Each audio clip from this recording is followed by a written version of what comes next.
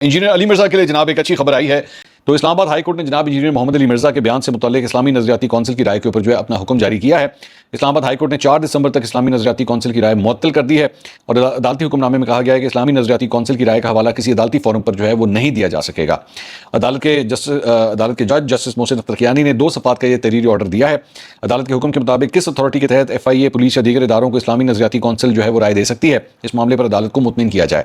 انہیں واضح رہے کہ اسلام آباد ہائی کورٹ نے 12 نومبر کو انجینئر محمد علی مرزا کو گستاخی کا مرتکب قرار دینے کی اسلامی نظریاتی کونسل کی رائے کے خلاف حکم امتناع کی درخواست پر فیصلہ محفوظ کرتے ہوئے کیس کی سماعت ملتوی کی تھی، جس کا تحریری حکم نامہ وہ اب جاری کیا گیا ہے. انجینئر علی محمد مرزا صاحب جو ہیں ان کے لیے امپورٹنٹ بات یہ ہے کہ بیسکلی ان کے خلاف یہ جو کچھ بھی کارروائی ہوئی تھی وہ میری اطلاعات کے مطابق گجرات سے یا اسی ایریا سے جو TLP کے مختلف کنیکٹڈ لوگ تھے، یہ ان کی جانب سے ان کے اگینسٹ یہ سارا کچھ انیشیٹ کیا گیا تھا. اب اس وقت سے لے کر اب تک کے دوران وہ TLP کے حوالے سے آپ جانتے ہیں کہ حالات وہ کافی حد تک چینج ہو گئے ہیں اور TLP وہ اس وقت زیر اعتاب آئی ہوئی ہے. ان کو تو as a matter of fact قلعدم قرار دے دیا گیا ہے اور ان کے ایسٹس وغیرہ ہیں وہ بھی سیل کیے گئے ہیں، ان کے بینک اکاؤنٹس وہ بند کیے گئے ہیں اور فائنانسز کو اور سپورٹرز کو وہ ڈھونڈا جا رہا ہے جیو ٹیگنگ کے ذریعے اور تمام طریقہ کار کے ذریعے. مطلب جو 2 بھائی تھے سعد رضوی اور انس رضوی، ان کے بارے میں ابھی تک کچھ نہیں پتا ہے، وہ انڈر گراؤنڈ ہیں یا کہاں ہیں، کوئی ڈیٹیلز وہ سامنے نہیں ہیں.